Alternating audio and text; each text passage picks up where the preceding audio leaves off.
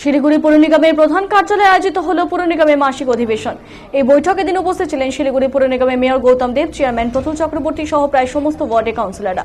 বিশেষত এদিন প্রায় সমস্ত বিরোধী দলের কাউন্সিলররাই উপস্থিত ছিলেন এই বৈঠকে।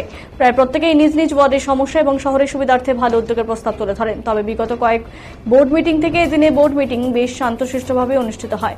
বিশেষভাবে এদিন জল সমস্যার সমাধানের উপায় এবং ডেঙ্গু প্রতিরোধের বিষয় নিয়ে আলোচনা করা হয়।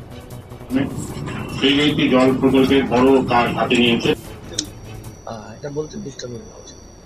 আমাদের 33,000 পোল আছে, সেখানে আমাদের লাইট দিতে হয়। লাইট কোনো সময় খারাপ হয়, এটা কিন্তু সবচেয়ে ভিজিবল ডেভেলপমেন্ট, যেটা চোখে দেখা যায় এবং হাইলি টেকনিক্যাল। সেটা আজকে বড় চেয়ারম্যানদের নিচে কেন, ও বড়োতেই আসে ওই জন্য।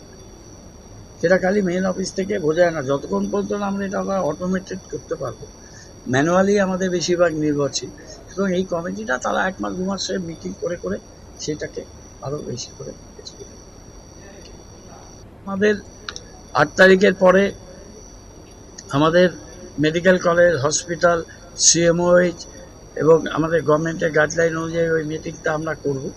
আরেকটা সমস্ত কাউন্সিলার্স, তারপর সমস্ত অ্যাপার্টমেন্ট, সরকারি আবাসন, কোঅপারেটিভ আবাসন এবং গভর্নমেন্ট যে ডিপার্টমেন্টগুলো, সেই ডিপার্টমেন্টগুলো মিটিংটা আমরা আগের দিন করব।